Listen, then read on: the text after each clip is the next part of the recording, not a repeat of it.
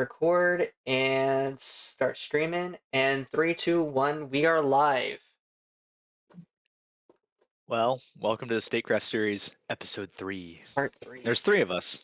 There's 3 Yeah, of us. so There we're should be doing one it. more. Should be Holy one Trinity. She'll be here in a little bit. How we all doing? Not that we didn't just have this conversation before we got started. How we all doing? Fan-fucking-tastic. Got some ribs with potatoes and green beans. And some Yeah. hot sauce I just opened. What about you, Johnny? Oh, How you I'm doing? just living my best life right now. The caffeine's kicked in from the tea a couple hours ago, so we're wide awake. We're ready to go. I'm drinking the coffee, so I'm drinking it now so that halfway through There the we go. podcast I don't fall asleep. My Yep. fiance hit a mailbox on our way to Kroger's. Nice. Oh. By accident, yeah. We left a little Nice. envelope, yeah. With money in it. Like with money? Yeah, Oh, okay. okay. $30 in a note saying how sorry you were, and here's some money in the mailbox that was broken. Like was the stick broken? No, it was or... she clipped it with her mirror, with her side mirror, and Wow. the entire top just popped off. Yeah. Oh, interesting. Yeah. That might be a little bit more than $30, but whatever. Well, good vibes, I guess. I gave on Amazon they're like $15, so we gave them double, and also Okay. nothing. And you're not eating in here. You're not gonna eat in here. Nothing. I didn't give you a look. Sorry, my fiance. Go to the room. The boys are talking. The Get boys. the women out of here. They can't hear No you. women allowed. Well, there will be a woman later, but You can't hear them. They're not, and there will be a woman about. We're talking about abortion. You don't like abortion. yeah. You don't like the abortion talk because you're a woman. Women are good for one thing, and that's not giving their opinion on abortion. We're already going at once. Calm it there, bud. Calm it. Oh no, Alright. she's beckoning me. What you want, bitch? Ow! She slapped me. Abuse. Spousal abuse. Romantic relationship right here. Stuff to aspire to. Average American relationship. Average American. Alright. Alright. So what's the topics for today? Well, once Maddie gets here, we're going to talk about abortion. Okay. We have some other ones that I since I'm the only one that actually cares enough to post in topics. No, hold, time out. You post good stuff. I'm like, that's good, and then I don't think about it because all the stuff you post is good. I totally agree. I mean, yeah. For current affairs, we can talk about the State of the Union address. We can talk about that. Okay, let's do it. Talk about state. Let's. Have y'all watched it? Did you guys watch it? I did watch it. I watched it. I watched it. I loved it. Yeah, I watched it twice because I watched it live and then I watched a podcast that reviewed it. Tim Pool. So I watched Destiny's cover over it. So there we go. There we go. Yeah. Some cultured individuals. Yes. So what do we think about it, McGuire? I have no fucking idea. I haven't gotten around to watching it yet. Oh, okay. Yep. Well, I mean, it hasn't really. I don't think anything's really changed. Like, I personally think that Biden is an old man who's like suffering from dementia, probably, or he's had a couple of minor strokes, or maybe one major stroke, and he fumbled through it, and he did not seem very strong, in my opinion. Really? And he didn't it was a clusterfuck. He didn't fumble at all. Oh yeah, he fumbled. Not really. Are you kidding me? He was slurring like a drunk sailor. There was a couple of minor hiccups, but like he was giving dates, he was giving names, times, etc. Like he was coherent and he was pretty strong even. Okay, coherent is a spectrum, and was he articulate?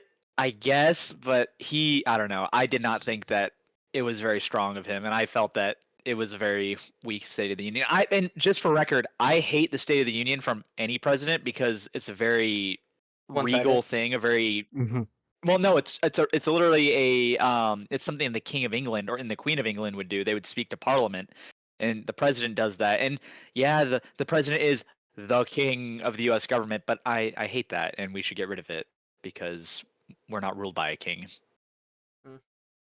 I like the State of Union addresses. It gives it is very one sided and very political, but it does give a general consensus of like what has happened, what is happening, and what is going to happen in the future. I guess. I Absolutely. mean, how often do they follow through on that though? I don't think very often. To Well, specific points now, the general vibe maybe, but like if you go after I think if you look at programs that presidents mentioned in the State of the Union, it is very seldom that they're actually hitting those programs all the time every single time. Maybe sometimes, but not all the time. well, sure, but there's a lot more to it than just that because you have to think about the House, Senate, and everything. You have to pass in all these different parts of government before they can Yes. even do it. So Indeed, you're right. And I think I'm of apparently the schizophrenic opinion that we should try to make that harder and more difficult instead of easier, but I don't know. That's how it be. What about you, It's- McGuire? Have you ever watched a State of the Union in general? I have, yeah. I just haven't had a chance to sit down and do this one. My schedule's picking up, so mm, Dang. taking a thumb through the script here though, and I see a lot about infrastructure, and I'm biased in this, but I like that infrastructure spending pays my bills, so. Oh my God! We're getting free money from the government and not do anything. Hey! There, there's I work very hard for my yeah, hourly yeah. In my time penance. in the Marine Corps, I threw away literally millions of dollars worth of prime unused equipment because hey, budget. No, there So is there are budgetary issues, but I'm not gonna bite the hand that feeds. It's well, okay.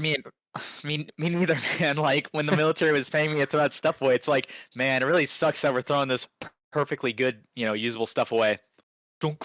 Yeah, So, I mean, I get you, but I do think that I think everyone can agree that we should try to reform the system so that we encourage agencies. And I know Sonic and I talked about this with NASA specifically, where like agencies like NASA or I mean any federal agency, they have this mentality of use it or lose it, so hmm they're gonna use it, aka burn it, which is actually kind of a perverse and negative incentive where they waste more money than they need to rather than trying to be fiscally responsible. So I do agree that we should try to reform, budgeting so that if you can save money, maybe you get more for later. Like if you're absolutely. if you're responsible with this money now, we might award you more money later.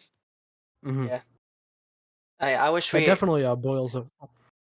yeah I wish we had a better spending system like we do in the U.S. because it's absurd. hmm It's very convoluted. I do think that boils over into surplus too. Like you were saying, there is a lot of waste, not just in terms of the yearly budget in burning dollars. These super high cost items too that are absurdly above market value because of government bidding and so forth. Not just fiscal procurement like that, but I think there's a lot of waste in terms of like you were saying, throwing things out.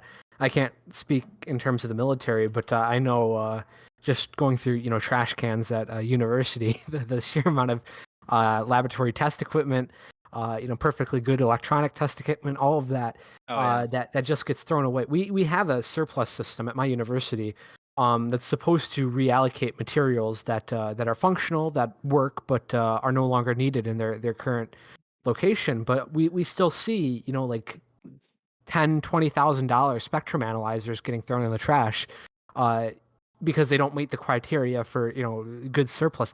It's a little absurd.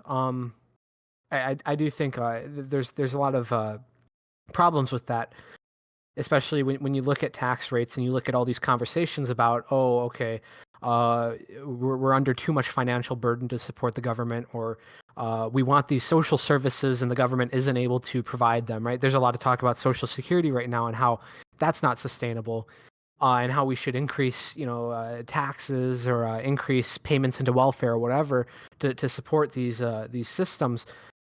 Well, no, the solution is in streamlining how the government handles spending, handles what they have already.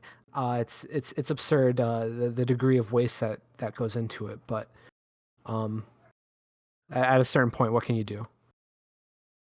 Yeah, at my school at Oregon State University when I went there, they Mhm. had a used store, so like all equipment would eventually get filtered through there and sold. Mhm. And it's funny because my old roommate, he bought like I'm not joking. He bought 500 ThinkPad laptops. Like, if you Mhm. want to know where all the ThinkPads went for like all those Linux builds that people do, my roommate had at one point, unironically, 500 of them in his closet. So, I mean, It's incredible. that there's different ways of doing it. And with like government, like with in the Marine Corps, we called it dermoing.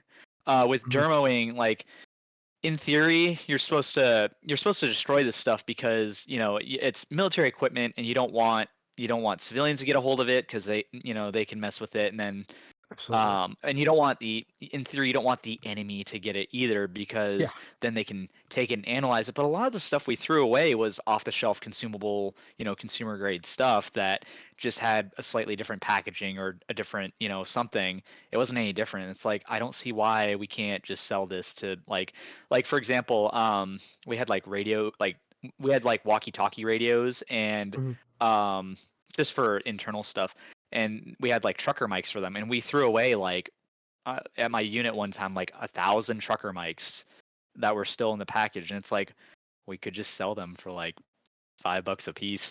I don't know. Right. Seems kind of Exactly. weird. Yeah.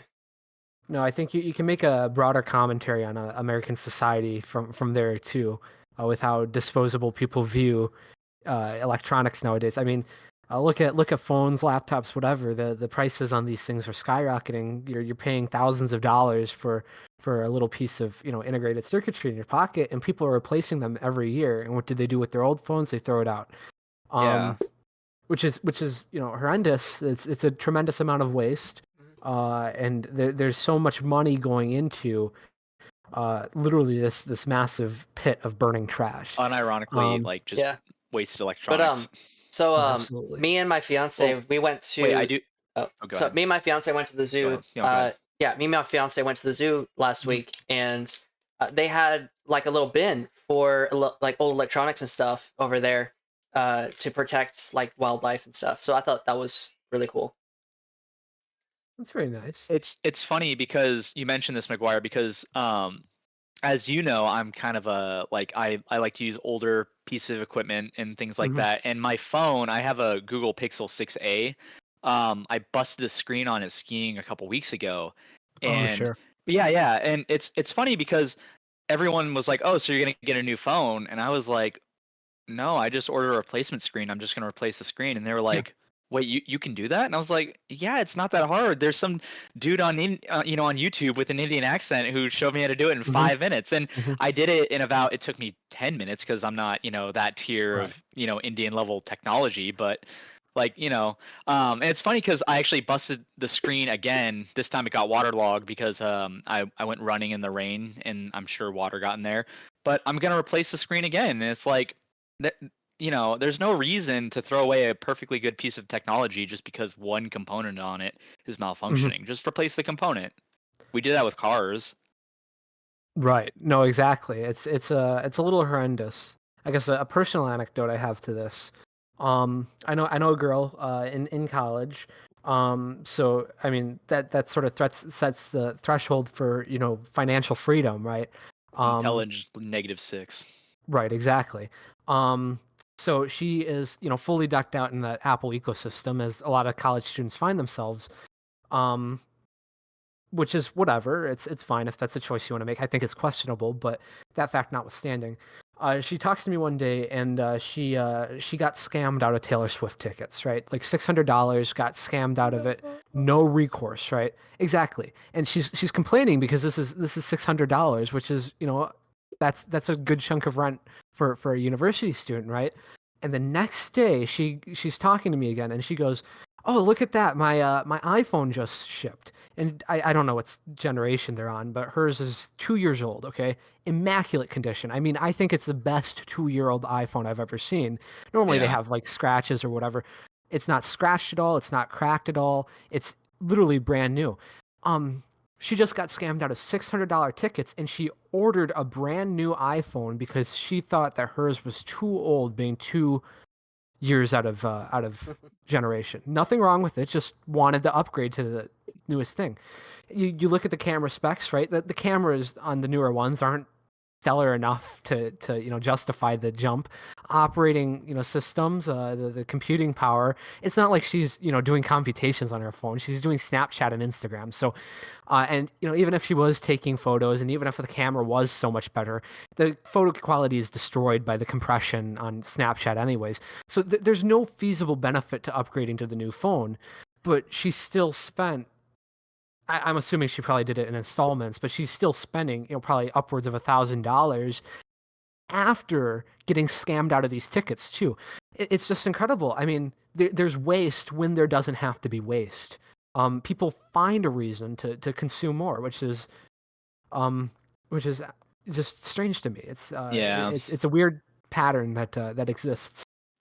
Yeah, Apple is also terrible because, there years ago they were caught throttling old Hmm. hardware to encourage you to purchase the new one, which I mean, I don't know if they do that anymore. I personally would not trust them. A I court bet they do. can Yeah. bang the gavel and say you will not do that anymore, but until Hmm. you have like a third party providing oversight, which is never going to happen because Hmm. Apple locks down their code. It's proprietary. No, it's closed source, so you can't even verify what code is running in the background. I mean, I would never Hmm. trust Apple again, but I mean, people just they're like, no, I need the newest iPhone because Steve Jobs, and it's just awful. Like people are unironically like in a hostage Stockholm situation Hmm. with Apple. Like I know so like everyone in my family is on Apple, and it's just like they say it's because it's easier, and it's like it really isn't. You're not gaining Yeah. anything, and you're paying for this expensive brick of hardware that I might be cheating you in the end. Hmm. No, absolutely. And to me, it's even funnier because you can debate the merits of the individual phones. I think they're overpriced. I think, like I said, camera quality, that's diminishing returns when it's ruined by compression on these apps. How fast is it? Well, again, you're just running social media all day. It doesn't matter. Yeah, Obviously, Apple's just a shady, but bootloader. exactly. But the funnier thing to me isn't just the phones, it's these people who buy into the full ecosystem. So they show up, they have the brand new iPhone Pro, then they buy the iPad that's the exact same operating system, to do the exact same thing. Now you can argue, okay, the It's just iPad it's a big iPhone without like a exactly. cell phone. Hmm. Yeah. Same But thing. you can make the argument that it's great for notes or whatever, but they don't just get the basic iPad for being a notebook. They get the brand new Deluxe. iPad Pro that's $1,500. And then on top of that, they get the Apple keyboard for the iPad, so then they can type. And then they get the MacBook Pro, so then they can do actual computer stuff. But theoretically, your iPad with the keyboard's supposed to fill that niche. And then they get the, Apple Watch, so then they can text from their watch. But your phone is in your pocket. I mean, it's incredible that the sheer commitment some people have to literally walking around with, four or $5,000 worth of top of the line Apple crap that they fully intend on replacing within the next year or two. And then you see these people complaining about finances and everything while they're doing this. It's incredible, just outstanding. Yeah, I don't know. Apple is by far the worst. Like everyone Hmm. hates Google, and I hate Google just as much. Oh, But absolutely. the nice thing about Google is that they are one of the greediest companies ever, and they are so greedy that they will give away their product for free. Hmm. And GPL, and I can explain that what that is to Sonic because I'm assuming you know what GPL is, Hmm. McGuire. But they will GPL their software, which requires you to give back any edits you give to the code. If you edit the code in a way that makes the software run better, they'll be like, "Oh, free development that we don't have to pay for. We're so greedy. Well, like the I and Hmm. Google is evil. They're so evil that they actually go all the way back around to being good again. It's kind of weird. And their phones are also a lot easier to work on Oh yeah.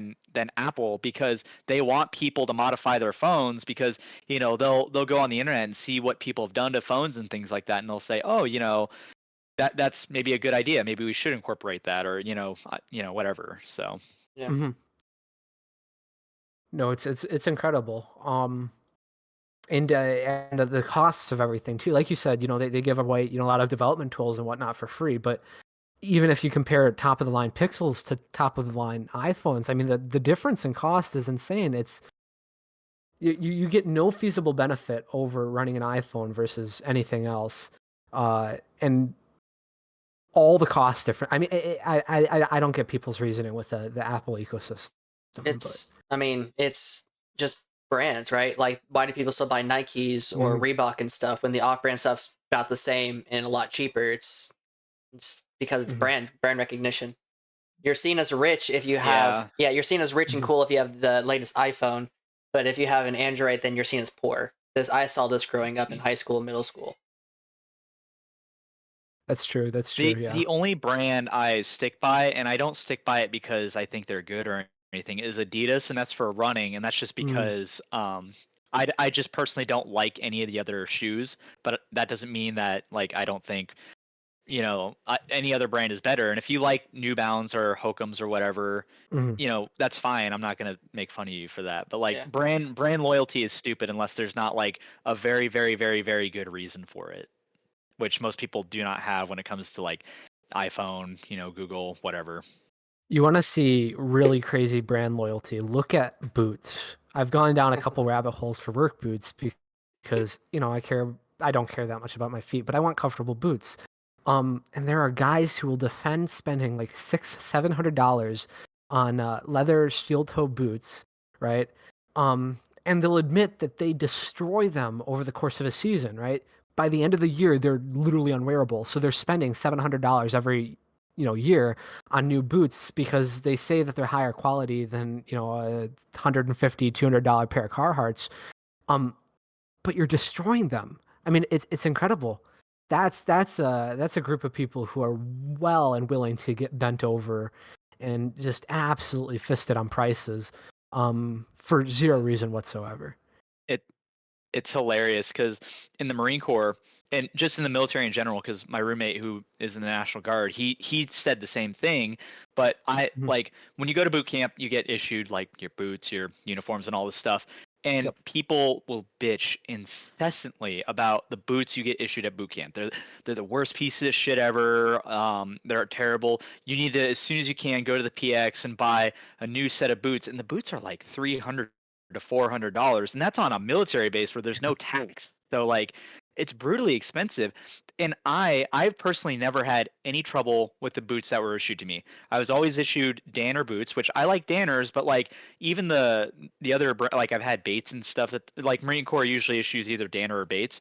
Um, Either one is fine. It's because I know how to size my foot for the boot correctly, um, and because of that, my boots always fit well and fine and comfortably, as opposed to getting blisters and all sorts of terrible Hmm. stuff. And it's just because they say that because they tend to be 18-year-old kids, sometimes 19. I was 21 when I went to boot camp. I was a little bit older. I had been working, and I wasn't a complete dumbass. Yeah, but these Hmm. kids, they literally had their mom and dad dressing them until they left for boot camp, and then they get there and they don't know how to size shoes and boots correctly, and then they're utterly shocked that this stuff doesn't fit, and then they blame the item rather than the user for their problems. Yep.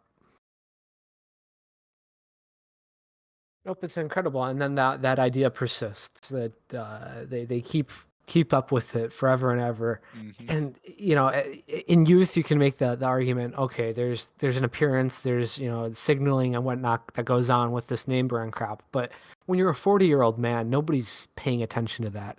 You're not even paying attention to that. Nobody cares anymore. So you're just getting shafted on everything, out of weird loyalty to a brand. I mean, it's just incredible. It's incredible. And to bring this back to something related to government, it's funny because with the military, because guys, they'll get issued, like I said, these boots. They'll immediately and they'll go out to the PX and buy a new set of boots, and then they'll either throw away the boots that they were given by the military or they'll sell them, which is it's a loss for everyone. It's a Mhm. loss for the military because the military spent money on boots that are not being used for their intended purpose.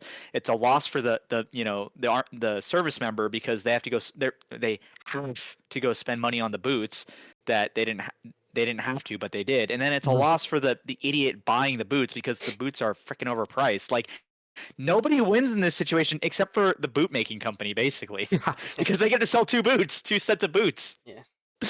So Although I think there's some it's places I don't know. there's some Oh, go places ahead. doing it correctly. Since we're talking about boots specifically, there was this video that I watched last week, and it was about like African Rangers who are Oh yeah. governed by the state, and the specific type of boot that they required was running. They were purchasing from someone making them, and the people using them actually love those boots. They're made specifically for their purpose.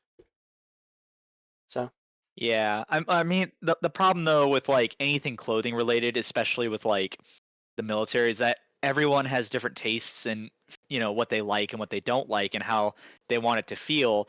And the military has a standard that it wants it to fit, which is part of the reason why the boots are really expensive because the boots are engineered to that standard, and that standard is actually military grade isn't that bad most of the time. There are some problems with it, but like military grade boots, in my opinion, I've found to be head and shoulders above anything else I've owned. But they're really expensive, and there's a standard, and if people don't like what fits in that standard, they're kind of boned. So like maybe we should loosen up the standards. Like people, I don't know. There's got to be a better way to do it other than this really stupid system of making everyone involved waste a lot of money on nothing, yeah. which is what we're trying to do. And like we were going back to with our original conversation about budgeting, like we need to identify these problems where there's these overages in use of materials and try to find ways to incentivize not to do that. Basically, find ways to be more frugally and fiscally thrifty. Go back to the good old Roman days and make everybody buy their own crap. Yeah, you want to go to war? If you can, if you want to go to war, you have to buy your own sword, shield, and armor. And if you have a horse, you can be in the cavalry. No, Here we go. what's gonna happen is either no one's gonna join the military, or it's gonna be a Russian thing where they're waiting for the person in front of them to die to take their shit. Right? I mean Yeah. that actually didn't happen. Like that scene at the end from the movie The Enemy at the Gates, where they're all charging. I mean, the Russians would charge like that. Not, I mean, listen, humans aren't stupid. They won't literally run into gunfire like that without, good reason. Like they won't blindly run into gunfire like that. But not just that, but they did have enough weapons. Like there were a couple battles like the Battle of Leningrad where they were cut off for so long and the weapons they had in the city kept getting destroyed that eventually that did happen. But it didn't happen like at Stalingrad where they were getting. No, but I mean, there. that what I'm saying is that never happened really. Well, weren't there documented cases of people like having to, since they didn't have enough equipment for everybody, they had a lot of manpower but not enough equipment, that people were basically waiting for other people to die to take their shit. That never No, happened. that only I mean that happened in the Korean War with the Chinese, but that was a little different too because back then the Chinese had such a big military that they literally couldn't give weapons to all their guys, so they only gave weapons to their infantry, which was the bulk of their military, but they had guys that were they were remps, they were rear echelon motherfuckers who they were doing stuff back in the rear, and they were basically called up to go fight, probably because the Americans were charging their about to overrun their position. So like Yeah. literally we need every boot on the line, and these guys they didn't have guns or anything, so it's like, well, what do we do? Well, you can look cool, I guess. Okay, So Mhm. I got you. but that never really happened in Russia in World War II. I mean, like I said, it happened a little bit during the siege of Leningrad, but that was a really, really, really special situation where they'd been cut off for like a year and a half, and they ate Pavlov's dogs during the siege of Leningrad. Like it was a really shitty situation. And yes, they did ring the bell before they ate them. So I've heard. So, but yeah, no, it's that whole idea of Russians charging is not true at all. And Maddie might be here, so give me just a second. Okay. Yeah, no, my understanding is that most of Enemy at the Gates is falls into the category of bullshit. But I gotcha. I mean, yeah, and I want to clarify because people, I mean, like during the Civil War, people literally did march into gunfire in a straight line, but like the circumstances were different. Like I said, in the movie Enemy at the Gates, these guys basically know they're gonna get gunned down, but they charge forward anyway, Yeah. and that never really That doesn't happened. happen. Like No, that never the happened. Russians, yeah, I mean, the Russians were actually pretty good about like they didn't care about casualties, but like if they could mitigate them, they preferred to mitigate casualties because like, if you lose a guy, you have to go find someone to go replace that, and that makes it a huge problem. That takes a lot of manpower to do itself. And it's like we discussed during the first podcast, like there's all sorts of problems with drafting people to go to war, and you need manpower to support drafting people. And if you can Oh. prevent that by keeping your guys alive on the line, you're going to do that. Mhm. absolutely. On a side note, we just hit Yeah. 5 followers. That's our first goal done. Woo! Yeah, we're That, doing it. We It's did it. incredible. yeah, now I gotta create another When fucking are we going goal. to start? When are we going to start spending the stream bucks? Well, When are we going to build a Hassan house? there's a lot. Communal flashlight, guys. The communal fleshlight. No, there's a lot more. We gotta get 50 followers total, and then the other 3 are actually pretty easy to hit. 3 average of 3 viewers. Stream for basically a week and 30 days, and yeah, we'll be fine. Okay, shouldn't be too bad. No, we'll get that. So yeah. Uh, anyways, Oh continue. yeah, awkward Continue. moment. Anyways, Continue. continue. Yeah, continue. Because I don't know. I gotta do another one. Vamp. I don't know. So when it comes to World War II, lots of myths before you broke that up, and I just want to say that like I think McGuire and I are fairly knowledgeable about World War II. So if you ever I have questions, feel free to hit us up. I feel like I'm pretty decent with World War II history. Yeah, Hmm. was it justified? Uh, Which side? the U.S. was Exactly. justified. The U.S. was justified in joining the war because we got attacked first. So Yeah, I agree. It's funny. I believe that if Germany hadn't declared war on America during World War II, America likely, or it would have been a much later before America would have gotten involved. And if I think very strongly if Japan hadn't attacked, I don't. There's a good chance America would not have gotten involved at all, just because of the sentiments before the war. After the bombing, everyone was anti-Japan, and then when Germany declared war on the U.S., everyone said, fuck the Germans for siding with the Japanese. So, yeah, but before there was a lot of polling that said most Americans were not really interested in the war at all. they weren't. No. I don't know. Precedent says that all it takes is one ocean liner with a couple American souls on it to Yeah, sway the public. So Well, an ocean liner full of yeah. ammunition and supplies for the war. Yeah, we'll ignore that part. Come Well, I on, mean, bud. listen, was the Lusitania a justified target? Yes, yeah, but to America, no.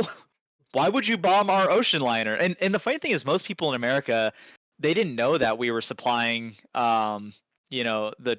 the Entente during World War One. They didn't know that. They just thought the Germans were being assholes to be assholes. Hmm. yeah. Yeah, definitely. But that's most people in general don't pay attention to what's going on current event wise. Most people, I mean, if you ask them to what's going on outside their town or whatever, unless it has to do with sports, most people wouldn't know. Yeah. Well, sports Yeah, dominates the you have to American take an culture. intentional interest. Sports dominates American culture. So Yeah. Yeah. Joker's asking me what's up with those glasses. Nunya, 1 sec. I'm gonna mute my freaking stuff because this is gonna get really annoying if he starts. yeah. I forgot. One thing I Dismiss. hate about Discord is that every time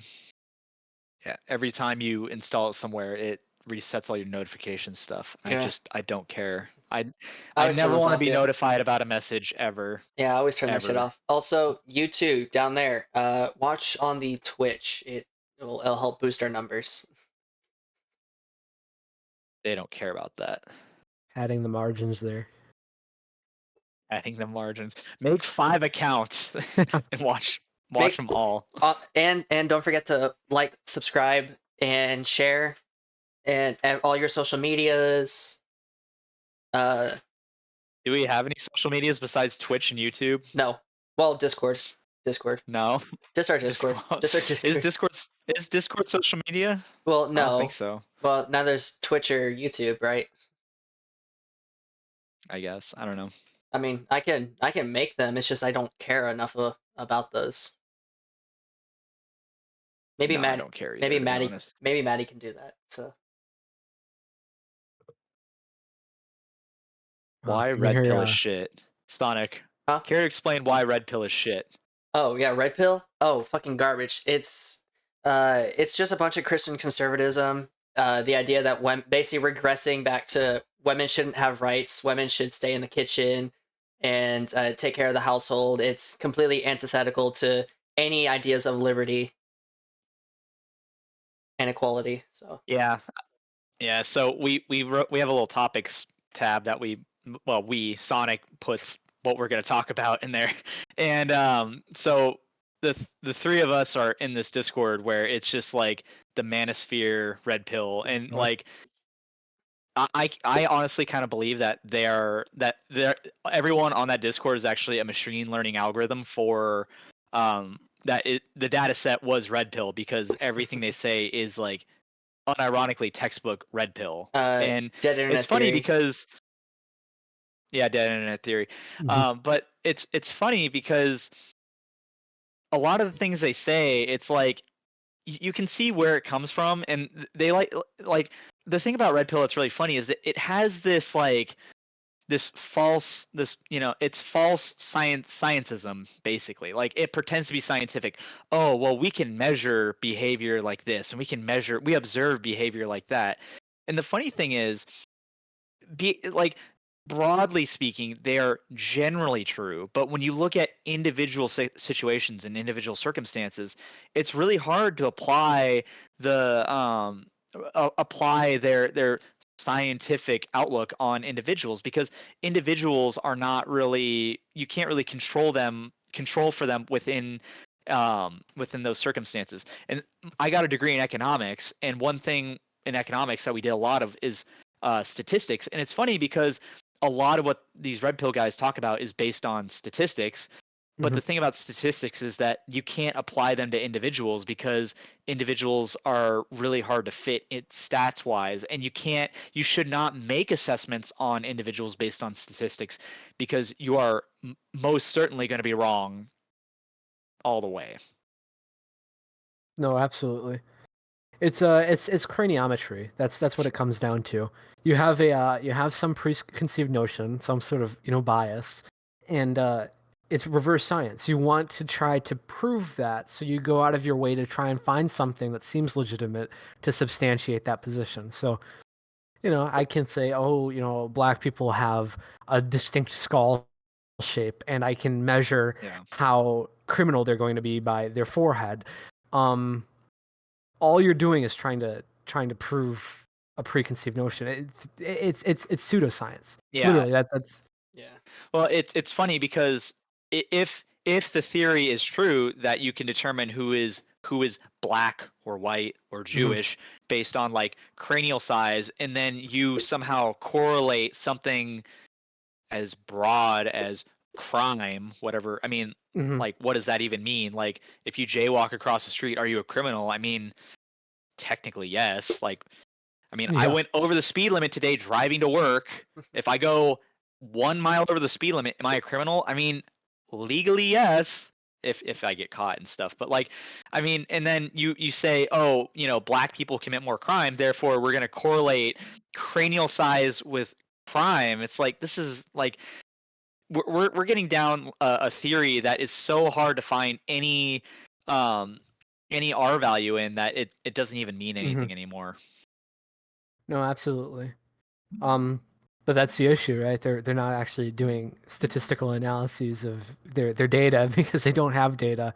It's hand waving at fancy scientific looking plots to try to sell some sort of notion. Um, but again, there's a reason why this is, conversations that these guys are having on Discord and Telegram and whatever, saying, well, look at this graph that shows women are bad with money, rather than something that they're publishing in a Yeah. or a Women sociology women are paper. bad at money. Women are bad with money, which is why they should stay home and run the household like they did for thousands of years and run the Right, household budget. right. Yeah. I just But I hate the race stuff. oh, go ahead. I hate this race stuff. This Mhm. idea that men and Yeah. women are so diametrically different that they're basically different species. It's just all fucking stupid. And not even based in science, I because mean, most modern scientists and stuff who study this even say race is literally just a social contract. It's their construct. It's not even real. So yeah. People Mhm. are more similar than different, and the only times you see differences are in the extremes. And while yes, most men are stronger than most women, that doesn't mean that like all women are weaker than all men. And it's interesting because on that Discord we got into a discussion about like, what if there was a job that had a minimum requirement to lift a certain amount of weight and you can only lift the minimum and a woman came by and can lift 20 pounds on you, who should get the job? And they just completely avoided the question because they didn't want to say, yeah, if a woman can lift more than me, she should get the job. They yeah, want to live in this like reality where there is no such thing as a woman stronger than a man, where that's not true at all. Mhm. I go to a powerlifting gym here in Corvallis, and one of the trainers there, she's a woman that can like lift double what I lift. And Mhm. I'm a man. I'm a 6 foot man. I weigh about 175 pounds. I'm not a shrimp. And this woman who's like, I think she's 5'8", can literally lift double what I lift. And it's just because she has the Mhm. training and she has the knowledge on how to do the lift. And she's done all this. She's built up to do that. Whereas I'm more of a runner guy, so like I'm not. I do a little bit of weightlifting, but I don't do nearly as much as she does. So she just can outlift me every day of the week, and she can outlift most men. Like I would say, Mhm. like because most men don't weightlift like she does. no. No, I think absolutely. Maddie is here. Maddie's here. I think so. I keep Days. hearing stuff outside my house. Okay. Yeah, she's here. Vamp while I go and get her set up. Okay. Okay. Tremendous.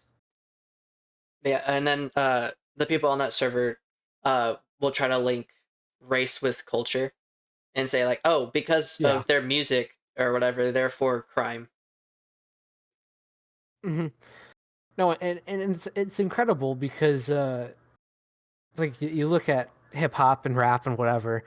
Um, it's not like this is exclusively consumed by African Americans, right? It's a large part of the population that consumes this is white people. So if you're saying that this is responsible for all crime, then why is it that we're not seeing all these white youth acting Yeah. up either, right? The number of suburbanites that I see singing along to this, and it's a meme at this point, right?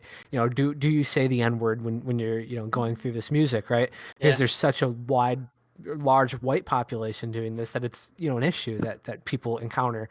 um if it's one of these things where it's like, okay, well, this is causing crime, then why is it that we're not seeing all of these suburban white kids uh doing these criminal activities, right? Yeah. It's trying to draw correlations where there's not correlations. It's very fallacious and hand wavy. Yeah. I think. Hey, Maddie, what up? Hi, you have really bad lighting in here, Grace. He was doing fine. It's just when you got here. me while you're at it. By the way. Yeah, Oh, my actually, fault. unironically. What? I can't drink yet. So, anyways, I think I can. the main problem is it's a I'll poverty drink thing. it. It's If about you. the problem with criminality is not it's not racial, but rather based on Mhm. income, based on poverty. The more impoverished you are, the more likely you to do crime. That's just what it is. So we should fix this poverty problem instead. I think that's where we should focus all of our things is poverty. Right. No, exactly. I think it's the technical term that sociologists use for it is conflict theory. I think this idea that that crime is a reflection of class Yeah. and sort of this rebellion against an oppressive system. I mean, and it's hard to have these conversations with people because they go, "Oh, okay, so you're saying that this rapist should get off because they're the victim. They're the victim. They were just taking back their." That's not what people are saying when they bring up conflict theory or what you're saying, poverty or whatever. Yeah. It's saying that the issue is more nuanced than saying, "Oh, Oh. they're just a bad person." There's societal factors at play. Yeah. I don't know if Maddie, we can't hear you. Yeah, I There was we go. just talking to Chris, so I didn't. What? Where is it? What? He's Fair being enough. strange. Nope. So I think there are conversations that need to be had because you have these problems or obviously issues. It's having an impact on society, but um, everybody wants to go towards, oh well, we don't have the death penalty anymore. That's why people are murdering. Oh, we don't have this or No. that. It's the exact opposite of what the solution is. Yeah. In fact, even statistics even reflect that death penalty actually doesn't diminish crime. It doesn't embolden it, but it doesn't diminish it like you would think. Right. Yeah. Really, all you're doing is risking killing innocent people. What Yeah. are the statistics? 4 or 5%? And that's just people whose innocence has been proven from death row. So Yeah. it's a silly policy, but people want to point towards that and say, well, that's the solution. Obviously, society went downhill when we got soft. Yeah. No. The thing I had a conversation about this the other day. I think drug policy. It's the same thing with that, right? Everybody says, "Oh, drugs are ruining society." We obviously need more restrictions. We're not hard enough on drugs. We let these drug dealers go back on the street. We ought to hang them, right? Yeah. But no, drugs by virtue are inelastic items if you think about it economically, right? You get addicted to drugs and you buy drugs. It's an addiction. You don't stop when the price is too high. You find a way to pay that price, right? So you implement, anti-drug policy, you decrease the supply of drugs, but the demand stays the same. So what you're really doing is you're increasing the incentive to sell drugs because drugs have a higher price now. It's more profitable to sell drugs, right? It's like that with any inelastic item. If you decrease the supply, but it's inelastic, you're increasing the incentive to supply it. So these supply side drug policies to, try and cut back on drugs by decreasing supply, all it does is it increases the number of people trying to get into the drug trade.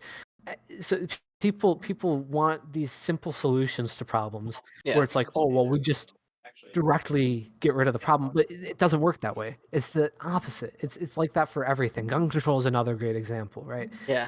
They're looking for positive correlations where they don't exist, and all they end up doing with these proposed solutions is worsen the situation. Yeah, no, we should. This is why I have the warning for like sensitive topics, because one of them was about drugs, and this may be very controversial, but I actually believe that we should legalize all drugs, hard drugs, soft drugs, just all drugs legalized and provided for on an open market. What happened?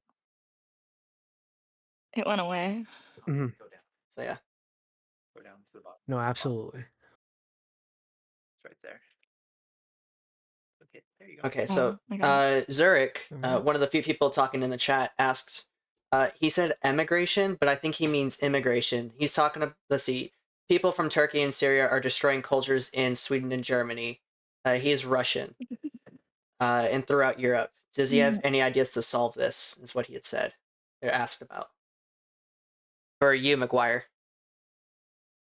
You cut out halfway through. I got the first part with immigration from the Middle East, Turkey, Syria, these other places that are destroying cultures. He said remember my password. in places in Europe. He specifically said Sweden and Germany. And do you have any ways to solve this, or what's your opinion on this? Sure. Yeah, I think that's a good point. There have been negative impacts in the past with immigration, mass immigration from these regions. I think the first question that you should answer if you take issue with how society is responding to this is why are they immigrating? Um, these are very unstable regions of the world. Do we have a role that we play in that? Obviously, yes. How can we lessen that role? How can we try and improve stability here? Is sort of the first way to solve mass immigration. The second, I think, is to try to uh, increase industry available. A lot of people are going for work, right? They're traveling for work. They're traveling for these economic incentives. And like we just said, right, a lot of this crime and rape and drugs and so forth that people take issue with, a lot of that comes down to um, these economic factors. So if these immigrants are acting out like that, the way I see that is that economically there's probably some issue. So address that, right? Are there restrictions on work that they can do? In a lot of cases, yeah, there's restrictions on visas, there's restrictions on work visas, and so forth.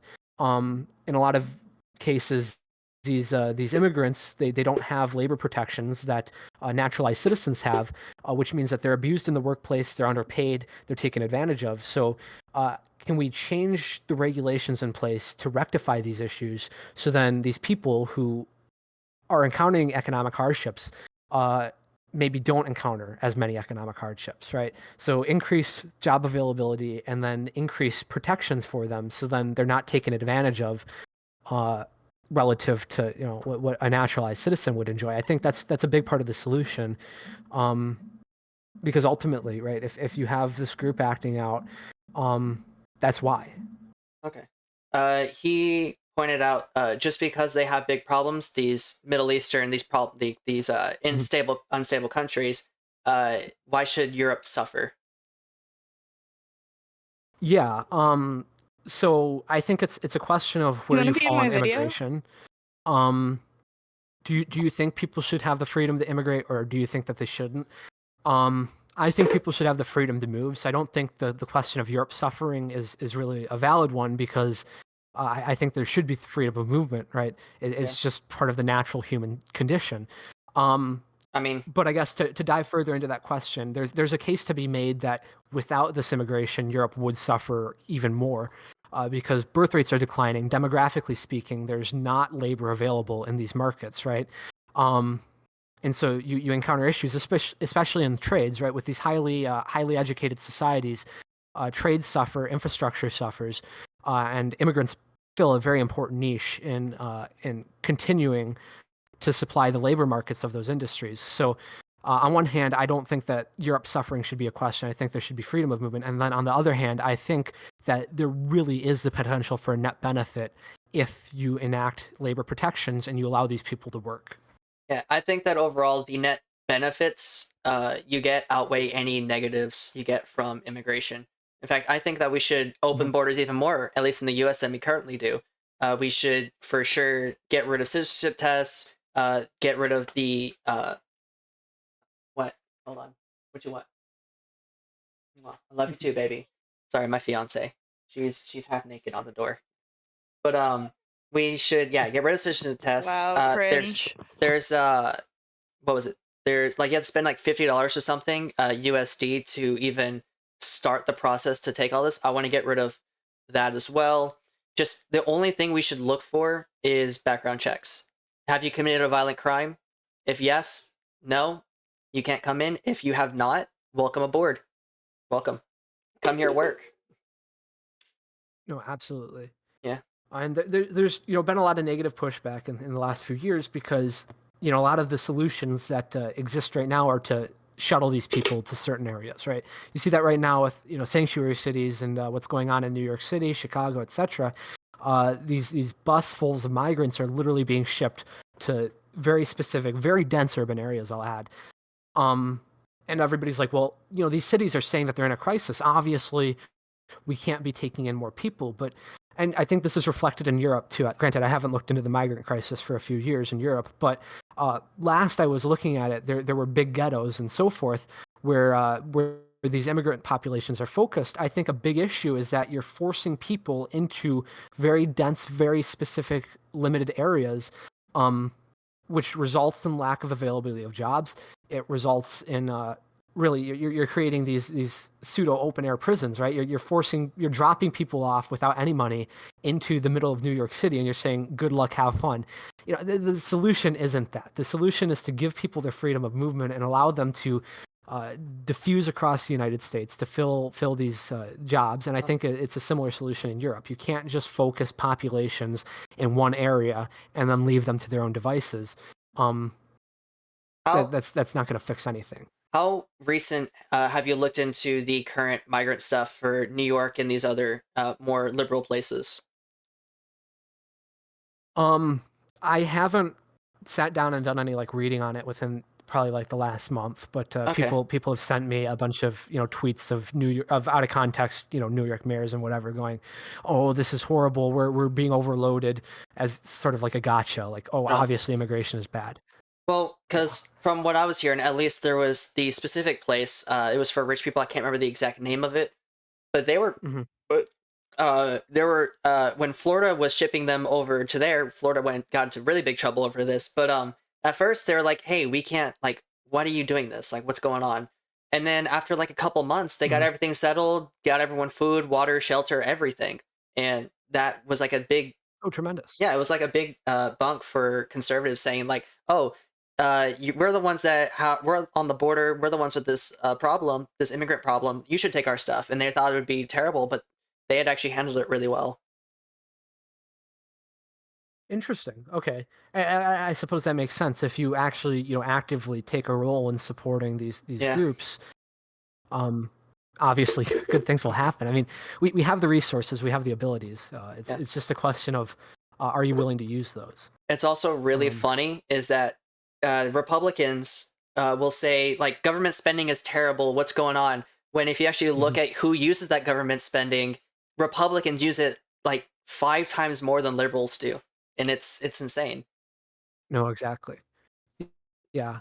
I think this was a big thing during the 2016 election. I remember a lot of Trump talk about ending the welfare state. Um, And I think at that point in time, I'm talking right off the top of my head here, Mhm. but the country with the highest or the county with the highest recipients of welfare in the United States, of federal aid, in the form of Medicare, Medicaid, and so forth, food stamps, all of that, SNAP, what's WIC, all of that was, I believe, in deep rural, very red Tennessee, This? uh, highest percentage in the United States. Yeah. Um, so there's a lot of hypocrisy there, and it's really biting the hand that feeds when you get down to the meat and potatoes of it, isn't it? Yeah, it's almost like liberals tend to be more self-sufficient than Republicans. Like when it comes to cities and stuff. Mhm. Yeah. Yeah. Nope, it's interesting, and I think that there was on a larger scale. If you think back to the big Texas snowstorm a couple years back, where their power grid just completely collapsed. Yeah. Um, After they'd made such a big deal about being independent from the national grid, it's incredible. There is a lack of this self sufficiency in a group that seems to really fetishize it. Yeah. Um yeah, no, you can never be no state can be fully self-sufficient. They require the help of everyone else, which is why US uh like being like the idea of isolationism is terrible. It's it No, just doesn't absolutely. work. It just doesn't work. You require the help of other Mhm. people and other nations.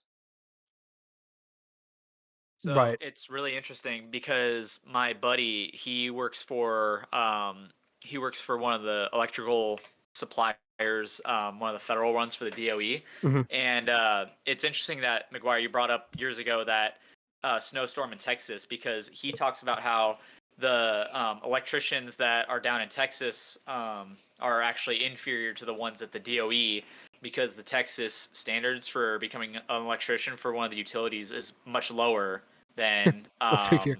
the federal ones. So it's interesting that you brought up that snowstorm, because I know someone who has a personal connection with that, and he says, yeah, Hmm. Texas kind of screwed the pooch on that one because they weren't made well for that. Yeah. No, So absolutely. it's almost like I think federal that's stuff. something that's only going to worsen. It's almost like federal stuff is sometimes better than the regular capitalist stuff. Right. Sometimes. And I think it's a reflection too of the actual economies. You look at the United States as a whole, right? It's very wide, very it's not built up, right? There's a wide supply of labor that can readily meet demand. But you look at Texas, and they're in the midst of a massive boom in real estate development and a boom in urbanization. So there's going to be stressors on manpower, and so when you have this isolated system, the only way to try and increase that manpower is to either bring in people, which obviously Texas isn't willing to do, or drop standards so then more people can fill those roles. Um, so extrapolating from all of this, I think in the coming years you're going to see a lot more issues with low building standards, structural failures, electrical failures, obviously, just a general deprecation of infrastructure in Texas, because the only way they can really accomplish what they're doing right now is by dropping these standards and settling for a lower quality. Yeah. Which is why we need to Wait, have hold this. on, hold on. Oh, No, what? sorry. No, Chris keeps making me try to talk, and I have nothing to say. Say something. Who's Chris? Just throw any thought. I mean, sorry, I did it again. Huh? Delta, whose name Oh. is definitely not anything other than Delta. No, He always. can only talk through my microphone. Yeah. This is why. When we can be monetized, donate. I can buy him a fucking quality mic like this one. I can buy him an actual mic. Yeah, I lost track of what we were even talking about, so that's why I didn't say Well, anything. we were waiting for you because we were going to talk about abortion. I think he already told you about that. Delta did. You waited for me. You're such a whore. Well, we talked it. So we talked about it. So we talked about it Monday, and You couldn't get said, enough. yeah, we said a little bit, but we wanted to get a woman's, because that apparently that's the right thing to do, is get a woman's opinion on this. So what you got? Apparently, we're What you got? doing this not because it's the right thing to do, but because it's apparently the right thing to do. It's what the social justice warriors want, the SJWs. Okay. The So I'm gonna give a little bit SJWs. of background to this. So Alabama recently passed a law. It had to do with in vitro fertilization, and a lot of people took that as, oh, Alabama is banning in vitro fertilization, and you're a CNA, and you know a lot about medical stuff. What's your opinion on in vitro fertilization? Is the little fetus thing that is made from in vitro fertilization, is that a human being, or well, is that it just is a well, cells? it's a thing. It's personhood. So a human. Wait. Let her answer. Well, you said it wrong. White Knight.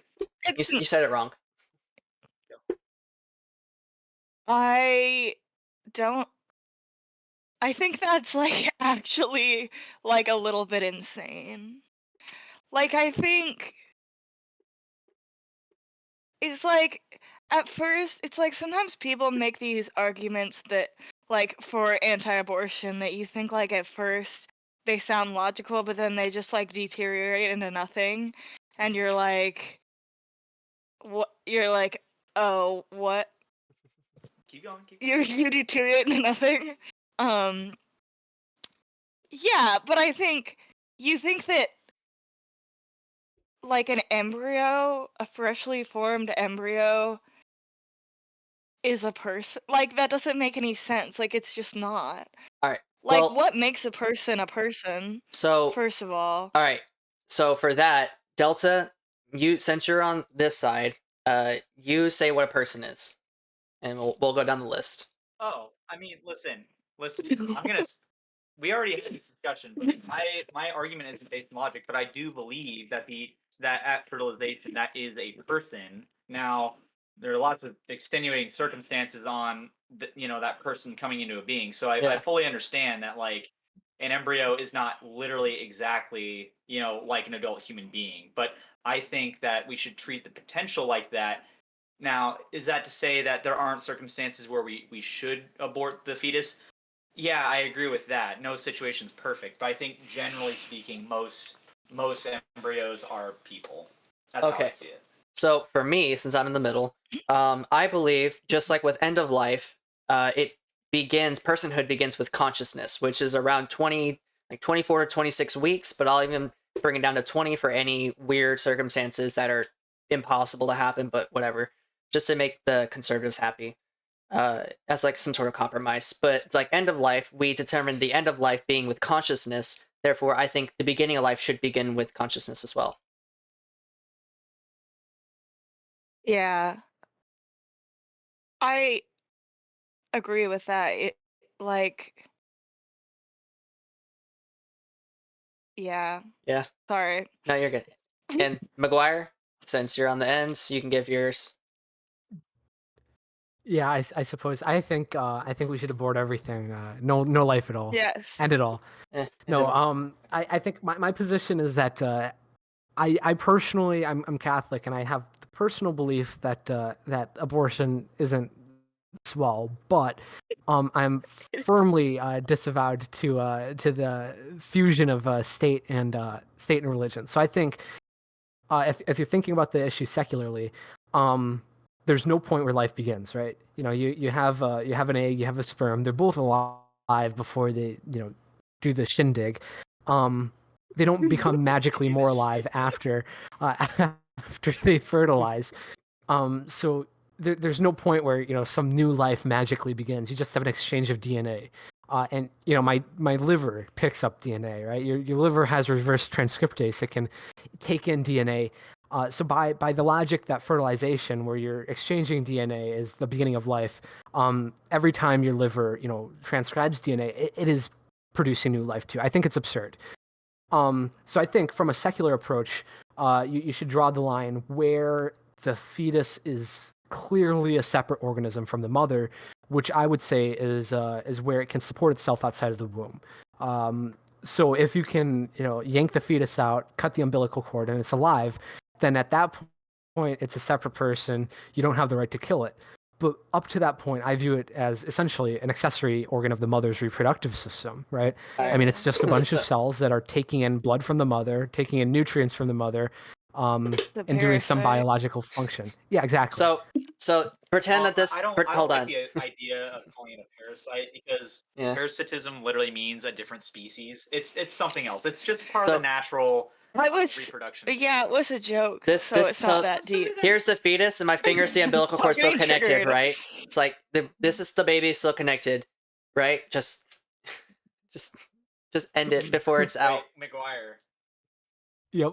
McGuire. So basically, you're saying if it can support itself. Well, I mean, most human beings can't support themselves till like 25 or 26. So basically, you can abort up until like 25 or 26 years old.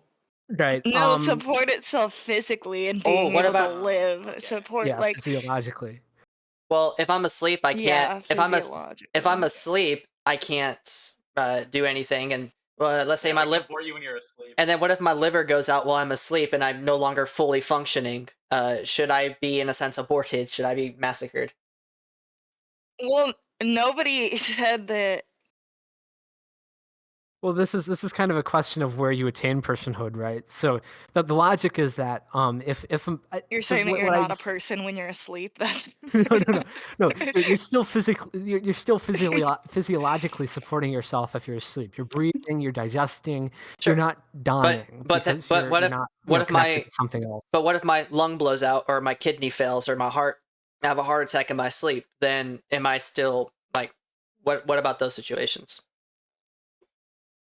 Yeah, well, you're a person already, aren't you? You were born. You already But- met the threshold of being a person. no. You don't get your threshold. You don't get it taken away. You don't get your Well- person card revoked Well, then after. I can ask you, when does personhood end? When you die. What's death? What is that? At what point is someone classified as dead? I suppose I Well, would like argue. medically. there's so there's been different medically, so like if you're brain dead, if you don't Well- have electrical activity in your so brain. throughout history, there's been different classifications for what death is. The original classification before people recognized the brain as, in a sense, the same thing as the body, it was the heart. When the heart stopped, that was death. Then later on, we got like EKGs and stuff, and then it was seen that, oh, brain patterns are probably what dictate life. And this old way, because you could have someone who's brain dead but keep their body alive, and that person under that old classification would still be alive. They're still digesting, their heart's still pumping, their lungs are still breathing, but the brain is gone. Under that old classification, they'd still be alive, but under this new classification of brain death, when consciousness ceases, then that would indicate death. I would argue it's brain death that you would consider death. I'm kind of opposed to keeping people in vegetative states indefinitely. I would argue it really falls under cruel and unusual punishment. Yeah. I mean, you look at nursing homes full of these people who are stuck in this state for 20 years, literally being kept on ice. It's horrible. Yeah, but now I ask you, well, so, can we circle back to that later? Yes. Well, now He works at a nursing home. So now I ask you, why do you have different classifications for beginning of life and end of life? What is your reasoning for those two different classifications? It comes down to the independent organism thing, right? Well, I think for the fetus. Oh, go ahead. Well, it doesn't quite fit the same thing because you're classifying, in a sense, end of consciousness, brain death, being the end of life, but you're classifying as well organs functioning, like your heart, liver, etc., those functioning as beginning of life. But that same classification doesn't work with dead of life, with end of life, because you have to have both. Well, sure, but there's, like I said, with the old classification of death being when the heart stops. That doesn't work in the modern era because you can keep the rest of the body alive without the brain. And his beginning of personhood argument is, in a sense, that. As long as the organs in the body are functioning for the most part, then therefore that person is alive. That's a person. Oh, the thing is, you need both to be. Here's my argument. You need both to gain your personhood. Well, you don't. But you only need one. To die. You don't. Well, that's two different ones, and theoretically, you actually don't need the rest of your body as long as you can provide it with the necessary blood and oxygen and everything. Then you don't even need the rest of your body to have a mind, to have consciousness. Yeah, but that's why when you are trying to define a person, you can't just take somebody's brain and put it in a machine that gives it oxygen and it's going to be a person and the brain can talk to you. Like, that is a person. That is a person. The personhood begins, like beginning of personhood comes with consciousness. When consciousness begins, that is a person, which is around 24, 26 weeks. Yeah, but you're saying that's your definition of when personhood begins. Well, yeah, but it's the most... He's arguing that that's like the classic. It's the most consistent. It's the most consistent with how we determine end of life as well. Under their modern definition, it is the brain death, end of conscious being. That is the new classification of death, and I'm arguing that it should be the same classification for beginning of life as well, beginning of personhood. I think I am hearing what you're saying. Yeah. I'm not saying that that's not what you're saying. What I'm saying is that I think part of, like, you can die because your organs stop working.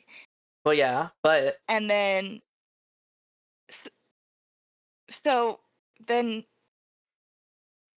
But there's no... Okay, like, but, if you had a hold on. heart attack or, So, like, yeah, lost a lot of blood. Yeah, but because of those internal things, they affect what happens in your brain. So just because your heart stops doesn't mean you're dead, right? Just because your liver gives up doesn't mean you're dead. Just because maybe your lung blew out doesn't mean you're dead. But these internal things can affect how you're, like, without your lung, you can't get sufficient oxygen, so your brain dies, right? without the heart pumping, your brain Yeah. loses that No, blood and that's oxygen. also what I'm trying to say. Yeah, but they're not required. That's literally what I'm trying to say. But they're not necessarily required for life. Like, there's people with pacemakers. There's people with artificial stomachs, kidneys. Yeah, but they still like function as they would. Like, that's the whole point of like modern medicine is Yeah. right, is to get everything to function the way that it should, or the way that it's supposed to. Or enhance it in some way, right? Like, if you, or maybe if you were a smoker, then these artificial lungs can help you breathe better. But they're not, but your our natural lungs, kidneys, heart, etc., those aren't required to live. You can replace them No. with sufficient technology. You can replace them with either the same or even better, if not even worse sometimes. In some cases, like, you can look at iron lungs for worse lungs. Yeah. I guess my point is that I think in order for like you to say that you can't abort a fetus, or that it's reached, whatever point that it starts being a person and not a fetus, and it starts, what, like, that's like where the argument is well, it's that still, we're having, I feel like. it's still a fetus. It's just classified under the personhood classification because of this now conscious being. It is now a new conscious being. Yeah, but what I'm saying is, I think, like, and this is why I would put like the health of the mother over it, because you could have, a fetus that needs to be aborted. Sure. And there can be certain it's things past that point. Yeah, and under certain classifications of people who even want to end abortion, they have those kind of extenuating circumstances. Basically, if this is basically dangerous to the mother, then it can be aborted, right? There's already these kind of loopholes within our legal system. But what I'm saying is, I think that I think you should be able to abort it until it can survive on its own, because at that point it wouldn't really be an abortion. You would be taking the baby out, and it would be its own separate baby. Well, like, so then I can ask. Why are you so laughing? now I can ask you the same thing. Why is your classification for end of life and beginning, end of personhood, beginning of personhood different? Why not have this internal consistency of consciousness being personhood? Well, because that would be great, but it's real life. So, like, in my mind, I would put somebody who is able to survive on their own, has like an entire life. Like, I would choose for that person to be healthy than the person that can't survive on their own yet, hasn't ever like been a person in the world. So like, do you know what I mean? Like, I'm saying you have to choose at some point when you're gonna say we have to put the baby first, or we have to put the mom first. Well, then I can ask you. Let's do a mini trolley problem. I'm sure you know about that. So there's a mother on the track, and there's a baby on the track. Which one would you, in a sense, pull you pull the lever to kill the baby, or you don't pull it to kill the mother? What do you do in that situation? Real quick. This is utilitarian propaganda.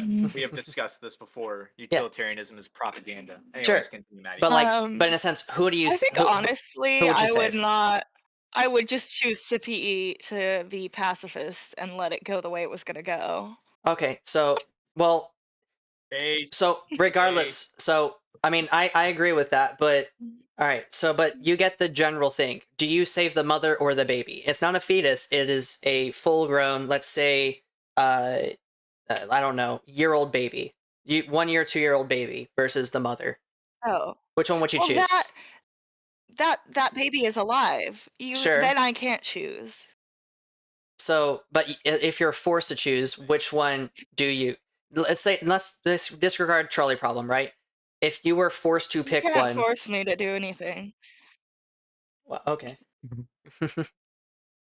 Dodging it. Yeah, come on, pick one. because this is I don't see how what this is. This Well- is far enough away from abortion that I don't think it's well, no, relevant. you had No, explained. but what he's doing, Well, you had so what explained. he's doing is he's trying to get you to explain what your ideals are, and we're trying to then Well- we'll work your ideals backwards. Basically. Well, no, So- it's not. Why can't Hold you on, just let me hold tell on. you what my So ideals are? Delta, it's hold on. It wasn't even that. She had explained that being a self-sufficient human was enough for like determination. Like if you had to choose between the mother or the The fetus, thing is, then the baby isn't fully self-sufficient, right? It still depends on a separate being even after it's outside the womb. So the point of it was to basically ask well, yes, but about that self-determination, like that self-sufficiency is since it was crucial to your argument on abortion, does it work when it's even outside of it? Because it's still not self-sufficient. yeah, but at that point, you can't. There's nothing to abort because it's not inside the mother anymore. But it's not self-sufficient So though. what she's saying is that. But a lot of people.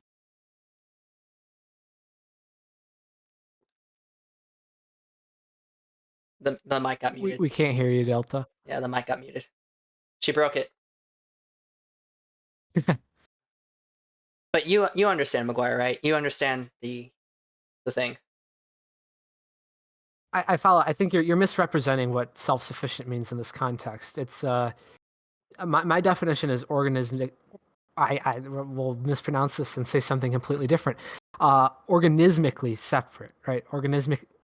Well, I'm trying to avoid saying there's- orgasmically, but but the problem is there's that biological self-sufficiency, but there's also it's not even biologically self-sufficient because it still requires nutrients that it can't get on its own, and it requires economic stability that it can't get on its own. Excuse me, I've been drinking a lot of soda. well, but those are human factors. It's still a separate organism. You can still set it down, and it will survive on its own. It won't spontaneously die.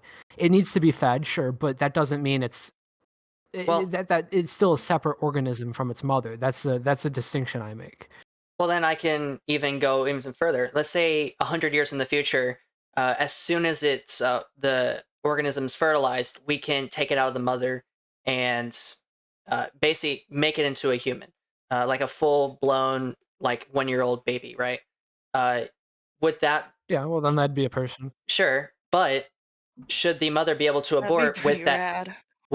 Would abortion be allowed under that kind of society? Yes, because you can't say because every egg can get fertilized. That's like saying, okay, a woman can't have a menstrual cycle because Well, and that egg could have been a baby. Well, and no, it could have it's been not that. fertilized. An unfertilized egg isn't it's not an embryo, it's not a baby or anything. It's not a fetus. But let's say 100 years in the future, we could, with as like second it's fertilized, we could take it out of the mother and mature it enough to be Yeah, but that's a an 1-year-old. Would That's invasive, though. Wait, hold It's on. the We can mother's right to literally that do right with- now with Yeah. OP. It's like part. It's literally part of the like it's inside of the mother. So you can't say But- we're gonna. Oh, you got your egg fertilized, so we're gonna go inside of your Well, no, body and do a it's- medical procedure to get well, it no, out it's not. so that it might not die. Well, no, it's not. That's not what I'm saying. I'm saying that instead of should abortion under that system be outlawed when the mother could go in and basically remove the now fertilized egg and in a lab make it into a full blown human? Should abortion be allowed under that kind of society?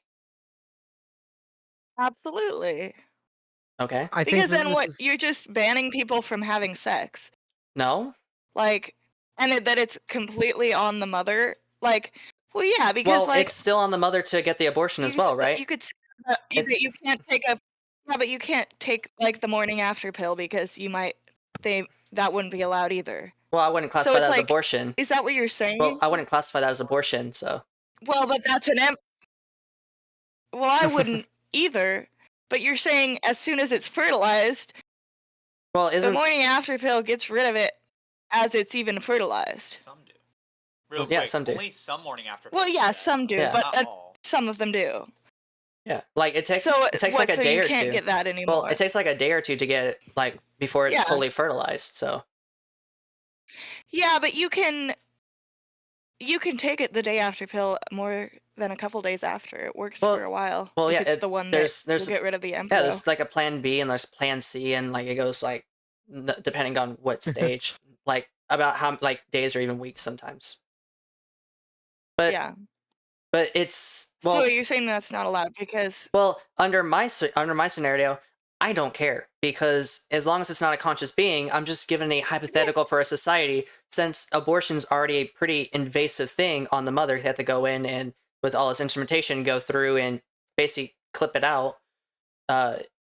Versus that, or the idea of evictionism, where abortion wouldn't be allowed and it's in a sense evicted out of the mother's body and set up for adoption later or whatever. It's all in a sense the same thing, but it'd be put in a tube to make into a human later. we'll make this into a human later. Well, a person later, right? I think that then there'd also be a lot of problems, like How so?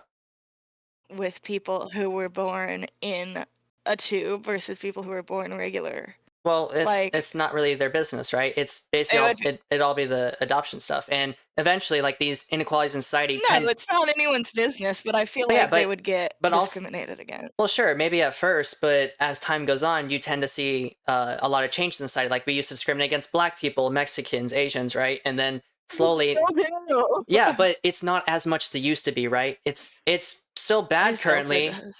It's still fairly bad today, but it was a lot worse back then, and we've been improving Okay. slowly, right? We've been slowly improving in society to not discriminate. Oh, she's muted again. I think I followed your scenario. I think the distinguishment still dog. exists. It still exists to the point where it's a separate, self-viable Aw. organism. So like if somebody is on life support, right? You can pull the plug. They're if they can't support themselves outside of the medical environment, you have the right to disconnect that medical support. So that would still extend to an embryo being, Yeah. I guess, You're grown in a talking about laboratory. power of attorney, like the mother has power of attorney over the embryo. Right. That would still exist up to the point where if you pull the plug, the embryo or the fetus is still alive. Right. At that point, you can't kill it. It's alive. It would be murder. But if you pull the medical support and it dies, then it's within your right to terminate that. Like Miranda said, it's the power of attorney. And then I think when it's within the mother, until it is at that stage of being self-viable, barring medical conditions, obviously there's fetuses or there's children born with heart conditions and whatever all the time, where they require specialized care, and I think that's a special thing that I can discuss later. But barring those situations, up to the point where it's self-viable, it's an extension of the mother. It's directly physiologically dependent on the mother. It is using the mother's blood. It is dependent on the mother's lungs and digestive system and so forth. So it is an extension of the mother. So it's her right to be able to remove that. It's a part of her body. But should that life in totality be terminated when it could be sufficient, like self-sufficient, with that medical equipment outside of the body, in this extreme after fertilization? But it's gonna that'll probably never happen. It'll probably be after like a couple of weeks to like a month or two. Sure, I think it's still the mother's call. Like I said, even if you grow the test tube baby, if it is still within the mother's custody, I think she has a right to withdraw medical support at any time she sees fit. Well, at that point, and it's if the not, baby dies right? at that point, then Well, if the mother didn't want it, then she wouldn't be barred to pay for that kind of stuff. It'd be like just a situation might change. Well, it'd be like putting up for adoption, right? It's like that. you can have that as an alternative. But like, No, but you I could can't say go to I the don't hospital want and to. adopt comatose patients. Yeah, you can say I want this baby taken out of me and grown in a test tube because I don't want to have to deal with being pregnant for 9 months, and then that's still your baby. You don't automatically give it up for adoption as soon as they start growing it in a test tube. Well, under this hypothetical 'Cause how can system, you regulate that? well, I mean, you could literally just like, I mean, technically, you could literally the second you get the baby in your hand after you birth it, you could go throw it for adoption. You can in a sense do that, but even before it was properly birthed, right? Like as soon as it's fertilized, you can still, in a sense, have that kind of system. Would that be preferable to abortion? No. No. Okay. I think it should still be the mother's right, because what we're getting into here is a broader discussion on medical ethics. Yeah. And I think that the Well, bigger implication of this then is that if I Well, have now a it's a burden 9-year-old. on society as well. well, I mean, Well, that I too, but I wouldn't. think that the bigger concern is that if I have a 9-year-old child and, you know, they become seriously ill and they're on life support, and I decide I want to pull the plug at some point, I say, okay, you know, this has gone Yeah. long enough. Timmy has fought his battle. There's no solution here. He's suffering. We should terminate life support. By your logic, saying that we should adopt this out, little Timmy, 9-year-old Timmy, who's on life support, whose plug I'm deciding to pull as his parent, should be adopted out to somebody who wants to become his new medical guardian. I don't think that's right. That should still, power of attorney still exists. It should still be the right Yeah. of the Well, parent sure, but or whoever has custody to terminate medical support if and but when they see fit. this is not quite the same thing, and I'm not trying to get into this discussion of medical ethics, but rather get to the point of viability, because you had said But I think the that. whole discussion is medical Well, ethics. no, it was well. The thing I was trying to talk about was McGuire, and you were saying that viability outside of the mother, and now you have this alternative of that viability being outside of the mother with the medical treatment. Would that be preferential to abortion, and would that be classified as a person under your definition as well? Because you had said that viability outside the womb. But it's still not viable, is it?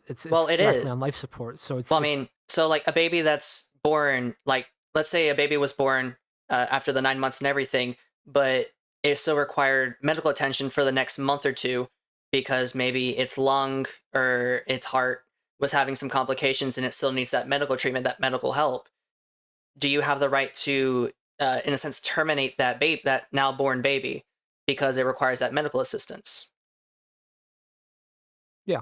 Okay. It's the same situation as life support, right? If you have somebody who is comatose, you can make the decision to pull the plug. I mean, it happens all the time. If you have power of attorney, you can choose to withdraw that medical support at any time you see fit. And I think that there are situations where there is obvious neglect in that decision, and there are laws in place to, you know, prevent, I guess, malicious leveraging of medical support. But broadly speaking, if you have power of attorney, you have the right to make those medical decisions on behalf of the child in this case. So now we're gonna get to a let's go with like an 11-year-old child. Something Mhm. happens and they're gonna be, let's say, in a coma for a week, but they need some sort of like medical help. Should the mother, for that whole week that it's in the hospital, this 11-year-old, should the mother be able to pull the plug on that 11-year-old, even though it's going to be a. The thing I oh, the thing I think is that in order for someone to have power of attorney over them, they need to not be like mentally cognizant, right? Like, because that's when we give like people power of attorney like over like someone like an older person or whatever is like when they stop being like cognitively aware. Yeah. Like so like someone with dementia, so Mhm. you like their kid might have power of attorney over them, but it's like until you reach that point, it's not really like so like if you're saying someone needed to be was like in a coma, but they might come out of it or like needed to be on life support for a little bit or whatever. I didn't hear everything you said. Then then there's still the cognizant person in that So, situation. what do you classify as a cognitive person? What is that classification?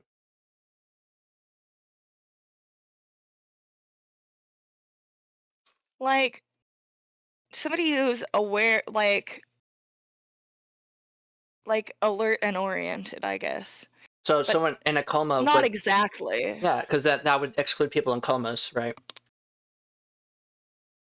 Yeah, well, it's hard to define what. Well, and to answer your question, Sonic, yes, which is why typically when someone is in a coma, family members do get power of attorney to exercise over the person in a coma. So her definition actually is fairly consistent.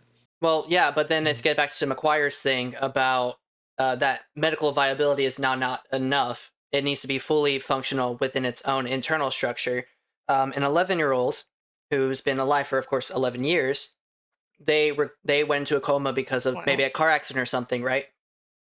Mother has a power of attorney. Does the mother have a right to, in a sense, terminate that 11-year-old's life? Yes, but like a lot of like if such a situation happens, then they usually have like if there's still electrical function in the brain, right?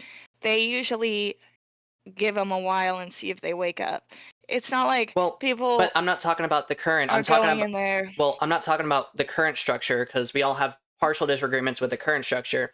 McGuire was specifically talking about the medical help necessary to have some functions in the body to be living. And I gave him a scenario in which that this 11-year-old now needs help medically, and for his embryo thing with the fertilization needing that medical help, he said that wasn't enough because of that medical help. Now this 11-year-old needs the same, like, some medical help as well.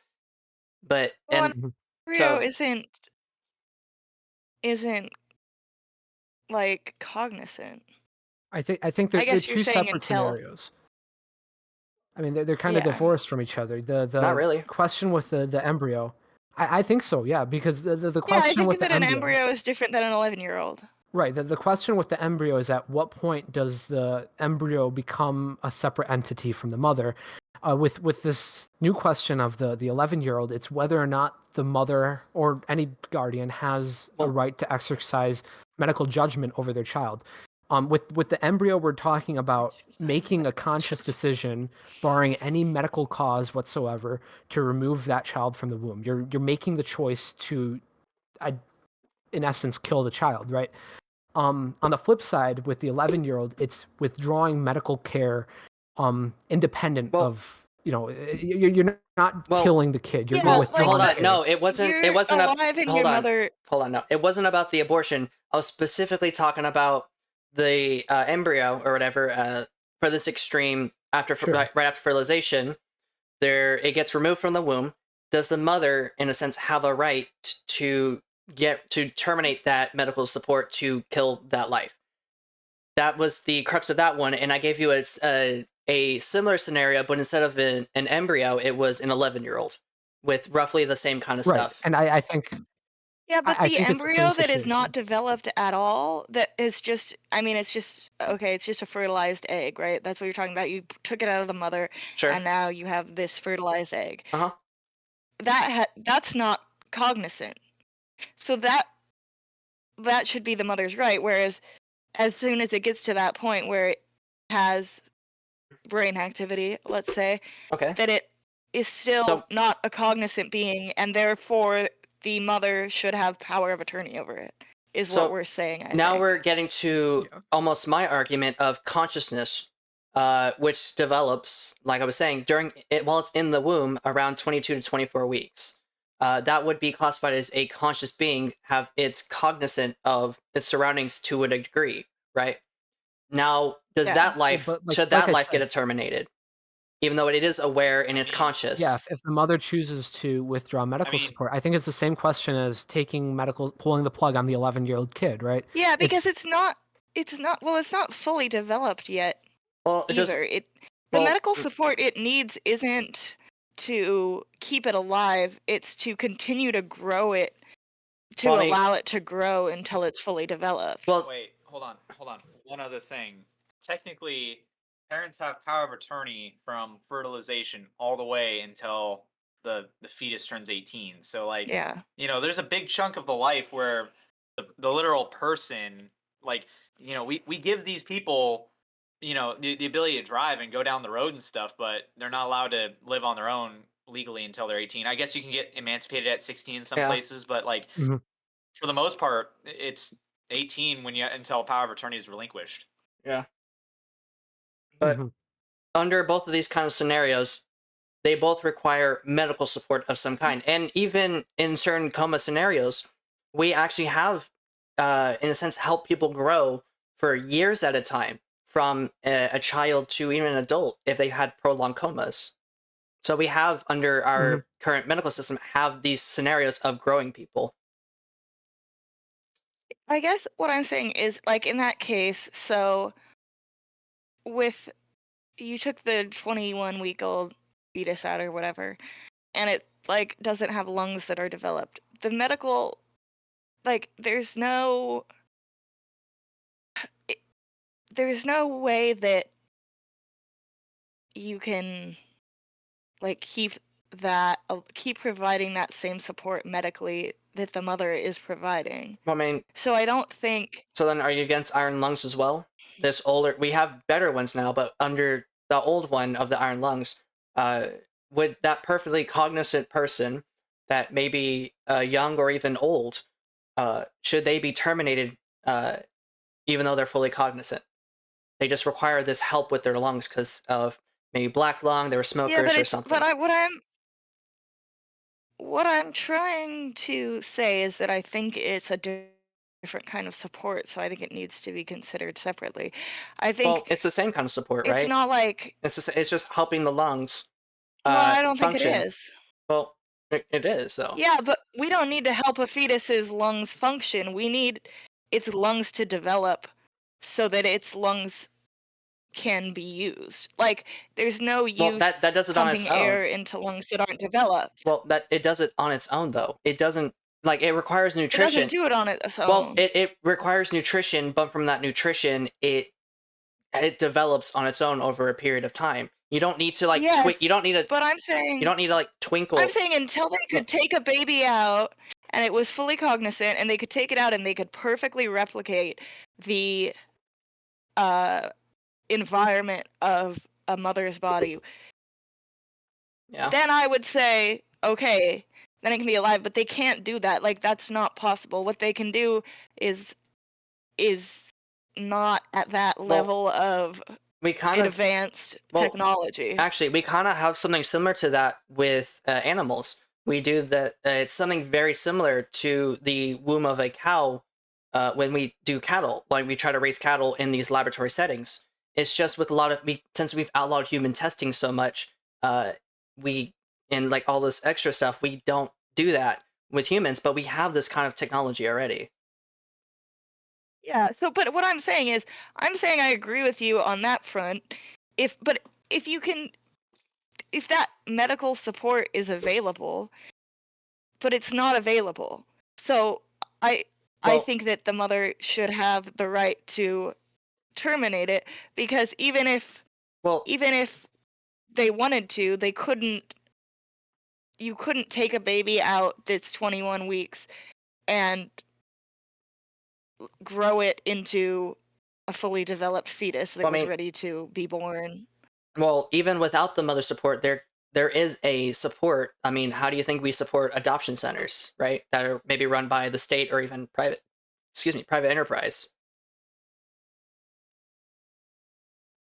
If I don't understand how that has anything to do. well, they Like, if I don't know it's if so I like maybe said something that was well no unrelated. so I'm arguing I'm basically just arguing a different scenario, something from different from what I believe, but I know it pretty well. It's just the idea of evictionism. But in a sense, you're by removing the fetus, uh, you're in a sense you're not aborting it, but you're evicting it from your body. But that life should be alive still, and you don't necessarily have to support it as the mother financially, medically, or whatever. It would be a different body of some kind supporting it. So almost Yeah, like you're but in putting up for adoption, right? And under our current system, we do have an adoption system. It's just we don't necessarily have all this extra stuff with fetuses yeah. and stuff. The But Well, and the problem with the adoption system is that, I mean, there's a lot of problems, obviously, yeah, but like, it's that if every pregnancy, like, okay, it makes sense if you don't want a kid, but you have your pregnancy and you go through it and there's no complications and everything is fine and nothing bad happens and it's great and then you give it Yeah. up for adoption and that's it. But it's like that's like rarely like a lot of pregnancies have complications. And so Yeah. it's like Well, but I mean, if you can evict it in a sense, then you wouldn't have these complications internally with the mother because they'd be helped in labs and stuff. But without the mother's support, let's say in the adoption system, right? If someone maybe same thing, lung like stops working, blows out, or kidney stops for some reason, and the people in the adoption system, should they have that medical support? do they have sorry, you cut out at the end. Sorry, should these people, if there's a medical problem in abortion center or not abortion, adoption centers, should they have this medical support? Should they be allowed to get this medical support even though they don't have a parental figure helping them? Yeah, because they still have someone who's their legal Well, yeah, but couldn't you? like legally in charge of Sure, them. but couldn't you still have that legally in charge thing with these adoption centers, but for embryos as well? So it gets evicted from the mother and, in a sense, put up for adoption while still in this test tube, and it can still be people can still like basically do the whole system, the adoption system, to adopt this fetus, and then when it grows up, they can take it for themselves. Should that still not be Yeah. but so you can even have this system? Yeah, but what I'm saying is they can't do that. Well, I'm just I'm giving. just saying, like, right, like if technology could do that, Well, then this yeah, for like this yeah for That's this all we need. so for this entire hypothetical, I was asking, would that society that can do this up to fertilization, fertilization or past, was that system preferable to a system with abortion?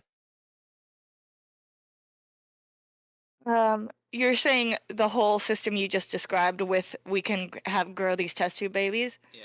Yeah. I think yes, but only once they reach that point All of right. 21 to 26 weeks or whatever Well, the what about because before I then? think up until then, if they're not, because I don't think they're conscious yet, and they've never been conscious, and they've never Okay. had conscious power. So I Okay. think it's the mother's power of attorney at that point. So then, All right, boys, I'm going back to medical school. all right, you're gonna do this. You're gonna get them test tube babies going.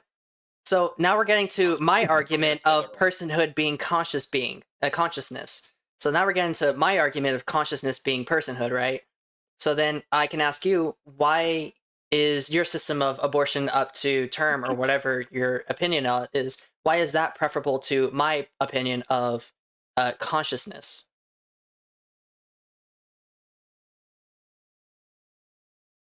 Because you can be conscious. Because in the situation where this is like what I was trying to say earlier. In the situation where there's somebody who is both alive, physically can exist and cognizantly exist, I think that person should get the priority in healthcare. Okay. And it only applies with a woman and a fetus because it's because that fetus is relying on that person. Okay. We should Okay. be allowed to adopt kids up until Up until 18. yeah, up until 18. Take them out. Someone in the chat said Someone something. heard a gunshot. Someone in the chat said something about the GG SARS protocols. I don't know what that is.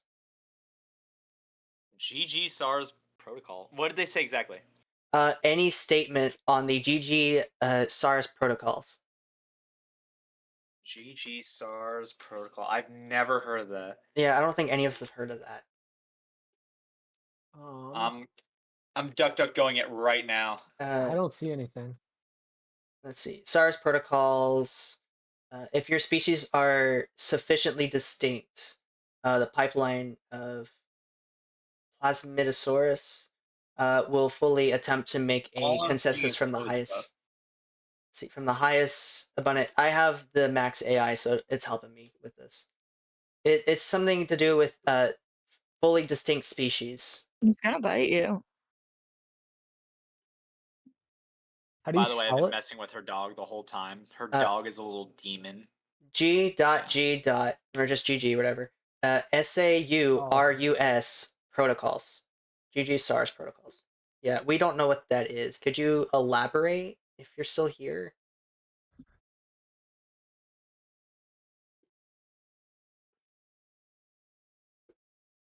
Anyways, that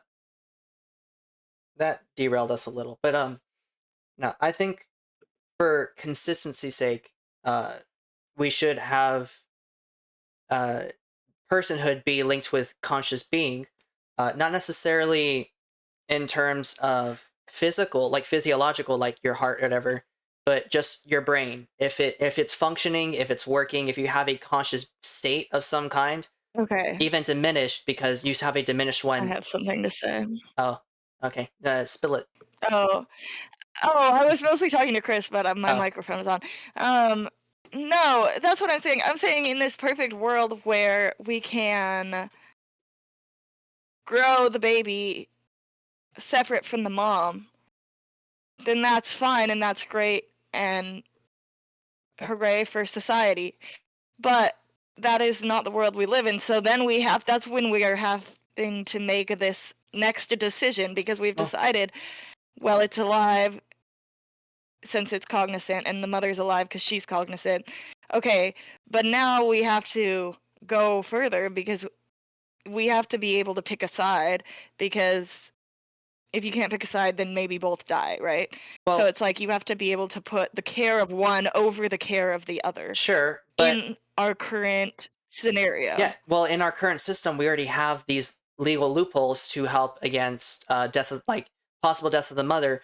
But unlike the original Texas decision with the heartbeat being like 6 weeks or something like that, you have several months. You basically have like half your pregnancy to even figure out if you want it or not. Yeah, but that doesn't mean that something doesn't come up. Like, Yeah, but again, we already have these legal loopholes to help against problems, against any like well, death or no, something like but that. against, I think against medical, well, like against medical problems, like I guess I think there's other situations where it might come up where it's not like viable for the mother to raise a child or to be Well, able to even finish the pregnancy because you have there's a part of someone's life that their quality of life is you're saying is not as important or for whatever reason well, like for some reason in that specific time of their pregnancy they needed to make that choice. I think that should be their choice because we we can either do what's best for the mother and take it out and abort it, or we can do what's best, or what you're saying is what's best for the fetus and take it out and put it on life support. But that's not going to happen because we can't do that. We don't have that capacity. okay. That makes sense. Yeah, I got it. Hey, we're starting to hit the end of what we need to do, Oh, that's aka our time limit. yeah, or Yeah. almost So- 2 hours. Yeah. Do we want to go over final thoughts and books to recommend? I know you have a book to recommend. Books to recommend? Do you do that? We do that. Yeah, after our first stream, we started doing that because it's kind of been a I'll just take staple. my pants off and show everyone. Show them the Count of Monte Cristo. Oh no. You said great. Oh. GG SARS. What? Yeah. She has the GG. Count of Monte Whoa. Cristo somewhere on her body. Somewhere on her body. Somewhere. Yeah. Uh Allegedly. oh. Someone was making a fucking joke in the chat. It was over the SARS protocol thing. This one dude just literally created an account that says GG SARS, and he said he's the protocol. Whatever. still haven't been able to find anything about that. Anyways, I think it's a joke. It doesn't matter. I He's think trolling it's- us. Let's go. Yeah. Okay. Yeah. All right. Cool. Okay. Final closing thoughts and book of the month, of the week, Yeah, I thought of so. the day, of Wednesday or Monday. Y'all. How about Yeah, y'all do it. Madeline? Yeah. What you got? Oh, sorry, Madeline 23. Yeah, final thoughts. I thought this was going to be less about abortion and more about other things, Well, but that's okay. that's why you're here. I always love to talk about abortion. Okay. Yeah. Yeah. Our So, resident women yeah. for the Mhm. SJWs. We needed our resident women for abortion. Yeah. If you ever need a resident woman, I'm What's your here. book? Oh, my book is The Count of Monte Cristo. It's my favorite book. You should read it. That's on my She has 4 dresser. copies in her house, Shut up. including one in Italian. Stop. Has a nice picture Interesting. on the front. Very nice. Yeah. Uh, I would show you my Count of Monte Cristo tattoo, but I would have to take my pants off. kinky. I may maybe after the stream. Aren't you engaged? Yes. I'll bring her in here. In an She'll open enjoy. relationship. I'll bring her in. She'll enjoy You it. said she was half naked. Is she still half naked? She is. I think she's in bed right now. We can be half naked together. Ooh. Me and your fiance. Yeah, I'll tell her about that. In her pants. Yeah, she's top naked. You could be bottom naked, and then you're like almost fully naked. Oh, Fully naked, fully we're, dressed. yeah, one fully naked. We're one fully naked person and one fully dressed person. And you can see Counting Monte Cristo. That's the Yeah. average. Yeah, it's the on average. You have a naked person and a clothed person on average. So Mhm. Mhm. Mr. McGuire? All right. Yeah, I don't know. I think I think Hold I on. maintain my position that that it's at that point of being independent, because even if it's not, even if you remove the fetus, as we were talking about, if it's medically dependent on I was you know, grabbing machines some. to live, it's still within the mother's right to terminate that. So Yeah. I think Well, yeah, because it's like we can make the arguments about in a perfect Okay. world, but it's not a Yeah. perfect world, so you have to like choose where to make that delineation. Well, yeah. yeah. Well, I do appreciate though that there is agreement that that rationally we should have abortion at some point, versus Delta, who is a religious fuck you. fanatic trying to force his beliefs on everyone else. yeah. What a fucking authoritarian. What a fascist. Yeah.